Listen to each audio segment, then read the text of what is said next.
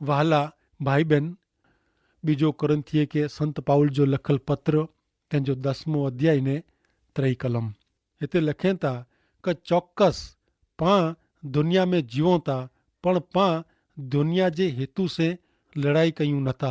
हाणे हिन कलम में जेको दुनिया शब्द आहे इन जो मूल ग्रीक भाषा में शब्द वपरायो आहे उहो आहे सार्क्स। हिन शब्द जो उपयोग त्रे रीते करी सघिजे। उहो पंहिंजे शरीर लाइ वापरी सघिजे, पंहिंजे भौतिक शरीर लाइ, मांस चम जे शरीर लाइ, ने उहो शब्द पंहिंजी नबराई माटे पण वापरी सघिजे। एतिरे કે માનસિક બાબતલા ઉ શબ્દ મુજે ને આંજે ભ્રષ્ટ ને પાપી સ્વભાવ માટે પણ વાપરી શકાજે। ઉ આત્મિક અર્થ में વપરાયેલો જોવાજે। તેલા ही શબ્દ દૈહિક બાબતલા, માનસિક બાબતલા ને આત્મિક બાબતલા વાપરી શકાજે। તો પાઉલ દુનિયા અથવા દેહ શબ્દ जो ही ત્રયો અર્થ में ઉપયોગ કરે તો પણ વધુ પાંજે માનવી जो ने સ્વભાવી વિશે जेको पापी थियलो स्वभाव है उन अर्थ में वपराजे तो। रोमन के लखल पत्र तेंजो 7मो अध्याय ने 18वीं कलम में चहता कि आऊँ जाना तो कि मुझे मानवी स्वभाव में कीअं खासो रह न तो। पाउल माण्हू जे बूंढे ने पापी स्वभाव विषे गाल कई था। हिन कलम में दुनिया शब्द जो उपयोग वो आत्मिक अर्थ में करे तो पण कोरिन्थी जे 10वें अध्याय जी 3 कलम में पाउल दुनिया शब्द जो उपयोग मानसिक अर्थ में करे तो। पाउल चहता कि पां दुनिया में ज जीवों था, इन जो अर्थ थिए नबराई में ज पां जीवों था। पंहिंजे जीवन में नबराई आहे, पाउल जे जीवन में नबराई आहे। ऐं नथो मना कि पाउल कोरिन्थ शहर में पंहिंजे शरीर जी शक्ति से आयो हो ने हुते जेको मुंझवण ने समस्या हुई उता आत्मिक समस्या हुई। एफेसी के पत्र 6 अध्याय ने 12वीं कलम में पाउल लखें था कि पां मानवी विरुद्ध लड़ाई कयूं नथा पण स्वर्गीय दुनिया में जेको दुष्ट ने आत्मिक सत्ता है, एतरे अधिकारी, अधिपति ने अंधकार जी शक्ति है, उन सामे लड़ाई कयूं था। पाउल स्वभावगत सिद्धांत ते आधारित हिकिड़े सामान्य माण्हू वारे जी कोरिन्थ शहर में आयो न हो। पाउल कोरिन्थी शहर में वॾी वॾी जाहिर सभा भरेला आयो न हो। यीशु ख्रिस्त जे शुभ संदेश जे प्रचार अर्थे मानवीय प्रयत्न ने मानवीय शक्ति मथे आधारित जाहिरात ने वहीवट पद्धति जो पाउल उपयोग के नवे ने पाउल जी गाल में कोई वॾी वॾी मुड़साई जो कि वॾी वॾी गाल जो पंहिंजो उपयोग के नवे। पहलो कोरिन्थी 2 अध्याय ने 2 कलम में पाउल लिखे है कि यीशु ख्रिस्त ने उन्हीं जे क्रूस पर जे मरण सिवाय आ वटे ॿियो मिड़े भुली वञे जो आऊं नकी कियो हो। पाउल के युद्ध भूमि जी बरोबर ख़बर हुई, हुते स्वर्ग मेड़वे जो हो, नरक जी असर नाबूद करे जी हुई। पाउल आत्मिक युद्ध में वो ने तेला इनके हथियार जी जरूर हुई। 4 कलम में पाउल चहता 2 कोरिन्थी के पत्र 10मो अध्याय ने 4 कलम लड़ाई में शस्त्र जेको पां वापरियूं था वो दुनिया ही नहीं पण ईश्वर जा शक्तिशाली हथियार आहिनि। उनसे पां किले के पण तोड़ी सघूं था, असीं खोटी दलील के तोड़ी विझूं था। मुख्य मुद्दो हीअ आहे कि पाउल हिन 4 कलम में हिन आत्मिक ईश्वर जे हथियार जी यादी नथा ॾिए। आत्मिक लड़ाई जो अहिड़ो अर्थ थिए कि पंहिंजो दुश्मन आत्मिक आहे, पंहिंजी लड़ाई आत्मिक दुश्मन सामे आहे। आत्मिक दुश्मन के हराए लाइ आत्मिक शस्त्र जी ज़रूर पए थी। बाइबल जणाए थो कि ईश्वर पाण लाइ केतिरा आत्मिक शस्त्र बनायो आहियूं ने हू घणे असरकारक पण आहे, घणे बरूका आहिनि। पंहिंजो पहलो हथियार बाइबल जा ईश्वर जा पवित्र वचन आहिनि। पांखे ईश्वर जे वचन ते भरोसो रखे जी ज़रूर आहे, विश्वास रखे जी ज़रूर आहे। ईश्वर जा वचन पवित्र आत्मा जी तलवार आहे। पाउल फिलसुफी ने धर्म से रंगायली कोरिन्थी शहर में ईश्वर जा वचन रूपी शस्त्र धारण करी रहियो आहे। पाउल हुते हिकिड़े ज शस्त्र जो उपयोग कयईं। एफेसी के पत्र 6 अध्याय ने 17वीं कलम में लिखे था कि ऐं उद्धार जो टोप तरीक़े ने पवित्र आत्मा जी ॾिनल ईश्वर जे वचन रूपी तलवार हथ में रखो। पाउल ईश्वर जे वचन रूपी ओघाड़ी तलवार रखणी ने फिरंदो हो। इन ते इनके पूरो भरोसो वो ने हू पाउल उन वचन रूपी तलवार जी धार ते आधार रखंदो हो। रोमन के लखल पत्र 1 अध्याय ने 16મી कलम में पाउल वरी लखे था कि शुभ संदेश विषे मूंखे शरम अचे नथी, कारण उता हरेक विश्वास करींदल के बचाईंदल ईश्वर जी शक्ति है। पहला यहूदी ने पोइ ग्रीक के। पांके पण मित्र पाउल वारे जी ईश्वर जे वचन ते भरोसो रखे जी जरूर है। ईश्वर जा वचन बाइबल में शब्दे शब्द पवित्र आत्मा से लखायला आहिनि। चौक्कस ईश्वर जे सेवक जे उपयोग से उन हकीकत में पाके पक्को विश्वास हुअणो खपे। हाणे पाण लाइ ईश्वर जेको ॿियो आत्मिक शस्त्र तैयार कयो हुयो उहो पवित्र आत्मा जी हाज़िरी। पाउल के तेला मानवीय नबराई जी ख़बर हुई। पाउल जाणदो हो कि इन ते पवित्र आत्मा जी छाप मारे में आवई है ने इनके पवित्र आत्मा से बर मिले तो। हिन उपरांत मित्र पंहिंजे आत्मिक युद्ध में पांखे प्रार्थना जो शस्त्र पण ॾिने में आयो है। पाउल प्रार्थना परायण व्यक्ति हो। एफेसियों के पत्र 6 अध्याय ने 17 ने 18 में पाउल लिखे था कि उद्धार जे टोप तरीके पवित्र आत्मा जी ॾिनल ईश्वर जे वचन रूपी तलवार हथ में रखो। ही मेरे प्रार्थना से करो ने ईश्वर जी मदद मंगो। जी पवित्र आत्मा डोरवणी दे ई हरेक प्रसंगे प्रार्थना करो। हिन कारणे हमेशा जागता रहो ने अड़ो करे जो कदे पण छड्यो न ने हरेक टाइम ते ईश्वर जे लोक ला प्रार्थना करो। भले हाणे पाउल अॻियां 5મી कलम में कोड़ चवनि था। बीजो कुरिन्थियों के पत्र 10 अध्याय ने 5મી कलम। ईश्वर जी आज्ञा विरुद्ध जे हरेक अभिमानी विचार के असीं नीचे पाड़ी ॾियूं था।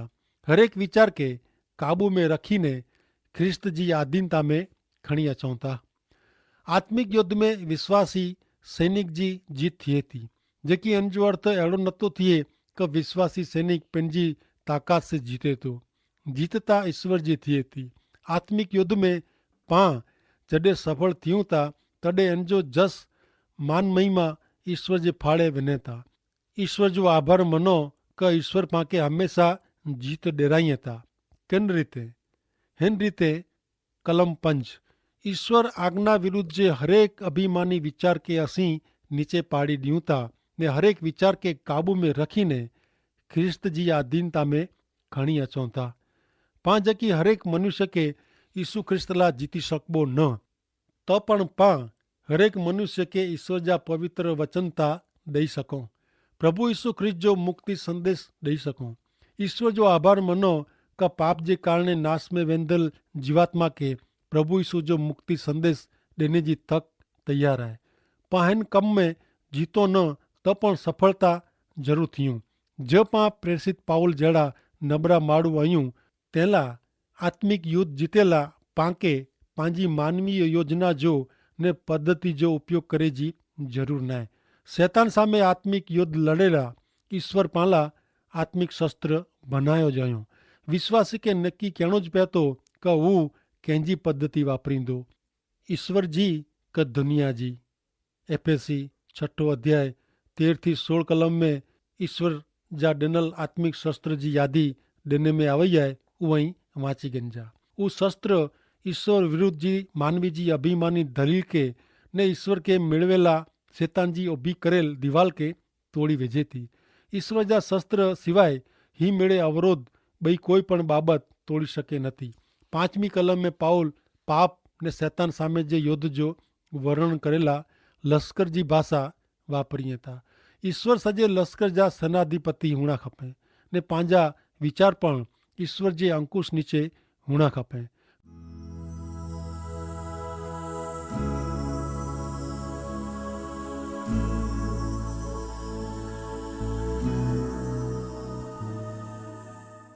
भले हाणे पां अॻियां वधूं 6 ने 7મી कलम ॾेरियूं। प्रेसित पाउल हिते लिखे था बीजो कुरिन्थियों के पत्र 10 अध्याय ने 6 ने 7મી कलम। हिते चए था कि जॾहिं ऐं आंजी संपूर्ण वफ़ादारी साबित करी वताईंदा तॾहिं पोइ ॿिन वफ़ादारी जे हरेक कम जी शिक्षा करेला असीं तैयार होबो। वस्तु ॿारानू कहिड़ी ॾेखारिजे थी उज ऐं नेरियो था ऐं पिंड ख्रिस्त जो अञा अहिड़ो जणाईंदल हुते कोई आहे त इनके पंहिंजे बारे में फिर थी वीचार करणो, कारण इन वारे जी असीं पण ख्रिस्त जाज माण्हू आहियूं। पाउल जे विरोधीअ खे पाउल भार ॾेई जणाए थो कि ॿिए वारे जीज हू ખ્રિસ્ત जो आहे।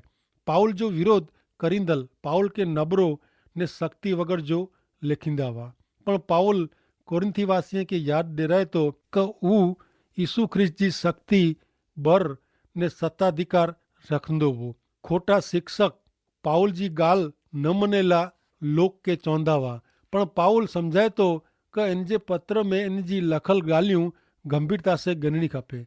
पाउल के अधिकार वो कारण कोरिंथ शहर में हू ने इन जा सहकार्यकर यीशु ख्रिस्त जो शुभ संदेश खणी आया हुआ। 10वें अध्याय जी 14वीं कलम प्रमाणे कोरिंथ जा विश्वासी पर जी पाउल जी हिन सत्ता प्रमाणे इन जी आत्मिक वृद्धि ला पाउल पत्र में लिखे हुए।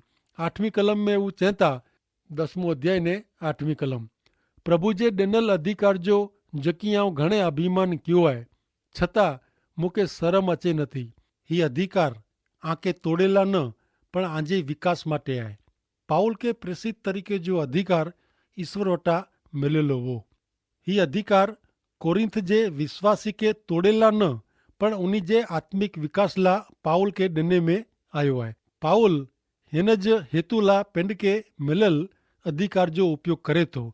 9वीं ने 10वीं कलम नेरियो पाउल जो कोरिंथी के लखल ॿियो पत्र तंहिंजो 10मों अध्याय ने 9वीं ने 10वीं कलम, मुझे पत्र से आऊं आंखे धृजायला मंगा तो अहिड़ो न आहे। कोई चवंदो पाउल जा पत्र कड़क ने असरकारक वेहता, पण जॾहिं हू रूबरू हाज़िर वे थो तॾहिं हू नबरो वे थो ने इन जा शब्द धम वग़ैरह जा वेहता। पाउल पंहिंजे पत्र के कड़क ने धृजी वञो अहिड़ा बनायला ने कोरिंथवासी साथे पिंड वे तॾहिं पंहिंजे नबरो बनायला न थो मञे। शक्य आहे कि पाउल कदाच घणे आकर्षक माण्हू न हूंदो। लोग जॾहिं पाउल जी ॻाल्हि सुणंदा हुआ तॾहिं ॾेखारींदो हो कि पाउल पंहिंजी शारीरिक ताक़त से इन जी ॻाल्हि से कि पंहिंजे चुंबकीय व्यक्तित्व से कुझु नथो। ऐं मञा थो कि पाउल नबरे पात्र जहिड़ो हो। जुने करार में न्यायाधीश जे पुस्तक में सामसून वटे इन जी पंहिंजी कोई ताक़त न हुई, पण इनके ईश्वर जे आत्मा से घणे ताक़त मिलंदी हुई। हू दीवे जहिड़ो चोखो हो। हाणे 10वीं कलम मथे हू वीचार कईंदे सम्झाइजे थो कि केतिरा लोग अहिड़ो मञंदा हुआ कि पाउल जी ॻाल्हि में कीअं दम न आहे, नकामी आहे। ग्रीस देश ॻाल्हियूं करी जी बाबति में भरपूर अहिड़े विद्वान माण्हूअ से भरपूर हो। हू लोक के उलट सुलट सम्झाए में होशियार हुआ। ॾेखींदो आहे कि केतिरा लोग पाउल के ॿिए प्रवचक साथे सरखाईंदा हुआ। पाउल ख़ासे में ख़ासो शक्तिशाली वक्ता हो, जेकी पाउल हिकिड़ो ख़ासो तार्किक એટલે કે વિચારવંત જરૂર हो। पाउल ईश्वर जे आमंत्रण के आधीनता भरियो जवाब ॾिने वे। भले हाणे अॻियां नेरियूं 11 ने 12 कलम में कोर चवनि था, अहिड़ी व्यक्ति खे सम्झणो खपे कि जॾहिं असीं छेटा वहूं था तॾहिं असीं असांजे पत्र में जेकी लिखूं था ने आम भेरा जॾहिं वहूं था तॾहिं जेको कयूं था उन ॿ में कीअं तफ़ावत न आहे। पिन खे घणे महान मञींदल ने पिन खे रखे जी ने सरखाए जी असीं हिम्मत कयूं नथा। हू कहिड़ा पागल आहिनि। हू पंहिंजी लाइक़त बनाईअ था ने पंहिंजी लाइक़त प्रमाणे ज पंहिंजो न्याय कईं था। पाउल हिते हिकिड़ी रमूज़ जहिड़ी नोंद कईं था। घणे लोग पिन खे हिकिड़े ॿिए साथे सरखाईं था। इन जे कारण घणे अहिड़ो मञे था कि पिंड संपूर्ण थी विया आहिनि। उन खे लॻे थो कि पिंड सचई ख़ासा आहिनि, आत्मिक आहिनि, कारण हू पिंड खे ॿिए साथे सरखाईं था। पण मित्र पांखे अहिड़े मापदंड जो उपयोग करे जो न आहे। अॼु अहिड़ो बनी रहियो आहे, हू ॾुख जहिड़ी बाबति आहे। माण्हू आत्मिक रीते थधा ढीले माण्हू में भेरो रहे ने पिंड पण आत्मिक रीते थधो ने ढीलो बनी वञे, तंहिं छतां इन जी इनखे ख़बर न पए, कारण हू पिंड खे इन जी आजू बाजू जे आत्मिक रीते थधा ने नबरे माण्हू भेरो सरखाए थो। पांखे मेड़े पड़कार रूप थिए अहिड़े विश्वासी जो संग कयो खपे। घणे विश्वासी अहिड़ी टोरीअ में मंडल में भराए विया आहिनि जेको हुते संतो साथे अदब वारी ने वेही रहनि था, कारण हू हिकिड़ी ज होड़ी में सफ़र करी रहिया आहिनि। पाउल अहिड़े खोटे शिक्षक जी टीका कयईं, कारण हू ईश्वर जा धारा धोरण साथे पिन खे सरखाए जे बदिले हिकिड़े ॿिए साथे पिन खे सरखाईंदा हुआ। पाण पण मित्र जो ॿिए साथे पिन खे सरखाई जो प्रयत्न कयूं त ज़रूरु पाण अभिमानी बनी वञो। ઈશ્વર જે ધારા ધોરણ સાથે પેંડકે સરખાય છે પાંકે સમજાવીને તો ક અભિમાન લાતા પાં વટે કોઈ પાયો જ નાય। બે लोग जी सफलता जी चिंता करी जी जरूर नाय। जरूरता ऊ आए क ईश्वर जी इच्छा ने मांगणी साथे मुझो जीवन केतरो अनुरूप ने ईश्वर के गमे अड़ो आए ऊ पेंड के पूछणु। ईसु ख्रिस्त साथे जी सरखामणी में मुझो जीवन केड़ो देखा जेतो ऊ प्रश्न पेंड के पूछणु अने तेला ईश्वर पिता के आशीष दो। आमीन।